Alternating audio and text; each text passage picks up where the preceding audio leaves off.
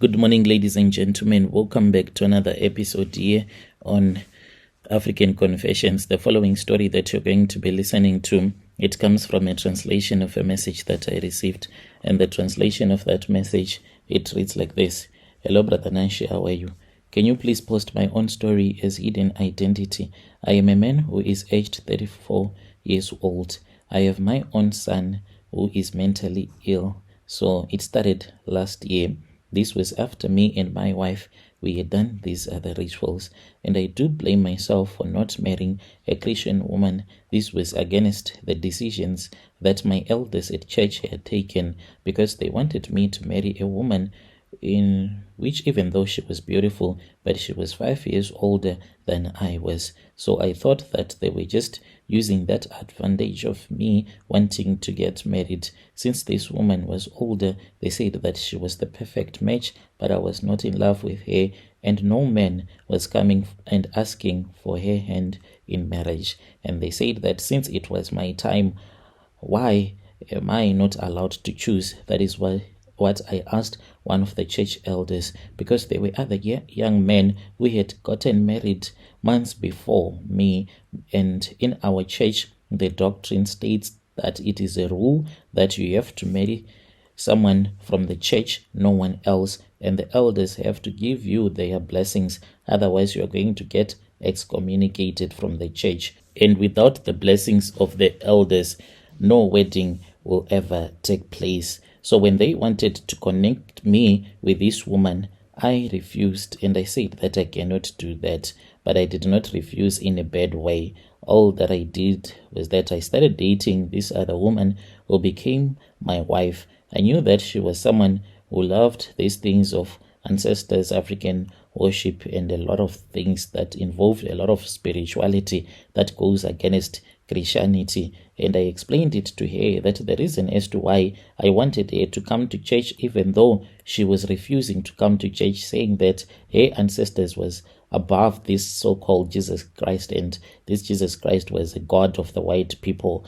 I was not trying to convert her to Christianity. I told her she can do whatever that she wants, because she believed in African religion and traditions. And I said, you can continue doing whatever that you want, but I just want to marry you. You need to understand that this is the doctrine of the church. Without the blessings of the elders, there is no way that we can ever get married. Then after we would have gotten married, we can continue with our lives. I'll become the Christian that I was always, and you will continue with your spirituality, and you can do whatever that you want. She asked me if I would be willing to do whatever that she will ask me to do inside of my house, and I said, yes, you can do whatever. And she said that when you marry a person that has ancestors, there are things that can be done. Sometimes you can anger the spirits, and then there are sacrifices that needs to be done. So I never thought that these sacrifices and ceremonies will be done almost every day, non-stop, until my home will look like a home of a traditional healer. And she said that if you stop me from ever performing these daily rituals and sacrifices, then you need to know that you will start to face a lot of misfortunes in your life. So we agreed and we made a covenant, and I said, you can do whatever that you want, I do not mind. So she started coming to church, and we did this in secret. We pretended as if we did not even know each other. And she came to church, she gave her life to Christ. She pretended as if she had given her life to Christ with all of her heart. You know, as a Christian, I just said, okay, it is fine, even if she pretends that she has given her life to Christ, it does not matter. What matters is that I'm going to get married to her. I thought that the Holy Spirit in time will do his job, making sure that she will become a true Christian and leave this African voodoo stuff behind. I never even thought that when someone does not give their life to Christ in honesty and in truth, then it will become very difficult for that person to become a true Christian. I just said God is going to sort it out. All that I was seeing in this woman was true beauty, a love, and she was giving me, and everything that I desired, a family. I was blinded by the love that I had for her. So she started attending church. Then I proposed love to her, but this we did even though we were already dating.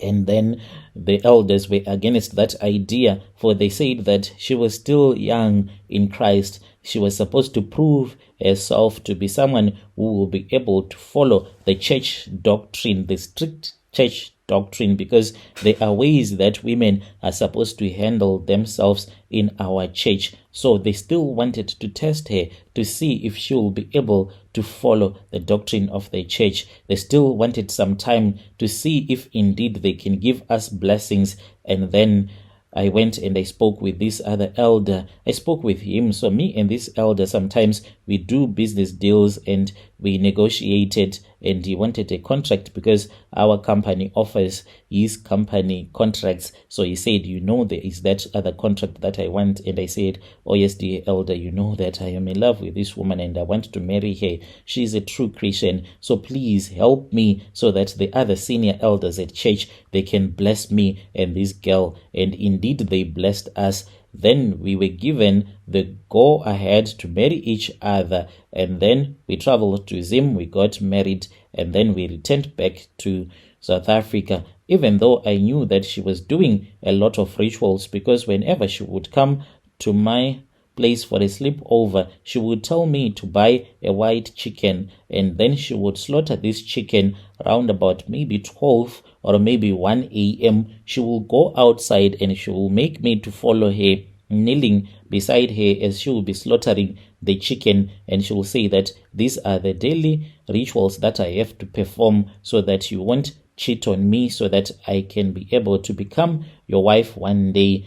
And as a Christian, whatever that she was doing, it was quite scary for me, and I did not even like it at all.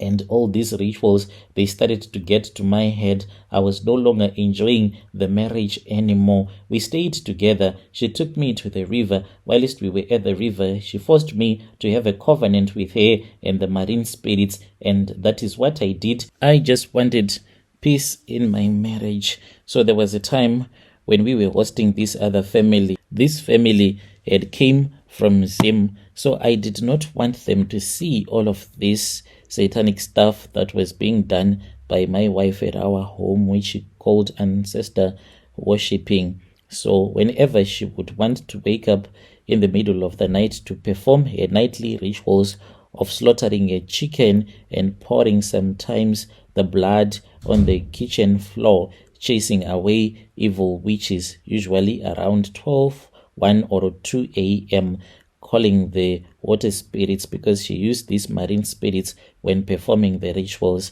When she would wake up, then I would say, please do not do this, because you are going to make a lot of noise like you always do, and I don't want these people from church to know that this is what we do here. I'm scared if you perform these rituals, we are going to be excommunicated. The people from church, I don't want to think that we are Satanists.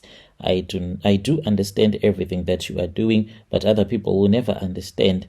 So she said, okay, it is fine. With time, she told me that things are going to get bad because you have stopped me from performing my marine spirit rituals. When things got bad, she said, see, because you stopped me from performing these rituals, now look at all of these misfortunes that you are facing. The only way that we can sort out is if we can go back to Zim. So we went back to Zim in an area in Chinhoyi where she told me that the ritual ceremonies were done for her by her parents at this other traditional healer's place. So we spoke with that traditional healer, and in that moment, that was when I just said, since we had lost a lot in business, things were not working, I told myself that whatever that we can do so that we can move along with life, let it be done. So in those rituals, I was told that there was a bad spirit that I had invited into my own home.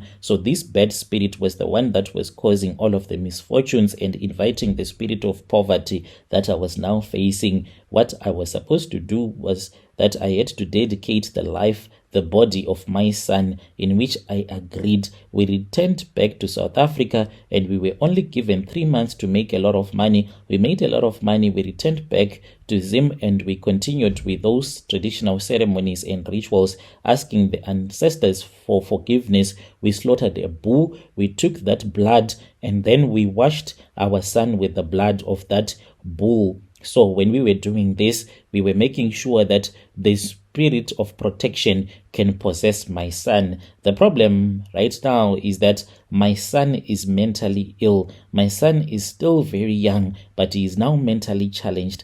So I am asking for advice. My wife, she is a spiritualist. When I say let us try to visit even a traditional healer who can assist us so that our son can be okay, she is saying that we cannot go against what we were told by her traditional healer, because once we try to remove this spirit that has now possessed the mind of my son, then it means that things will get so bad. I want your listeners to give me advice. Should I go against the wishes of this spirit that is now giving me good luck in my business? Is there anyone who can assist me in secret? Because watching my son suffer, it is really terrible. For now, I want to return back to Christianity, but she has warned me that if you do that, if you pray with all of your heart, the situation is going to get worse. You need to trust in your own ancestors rather than to trust with this white Jesus Christ. Dear listeners, right there was a message that was sent to me by one of our brother. That was the translation of the message that he sent to us. Let us try to speak with him in the comment section.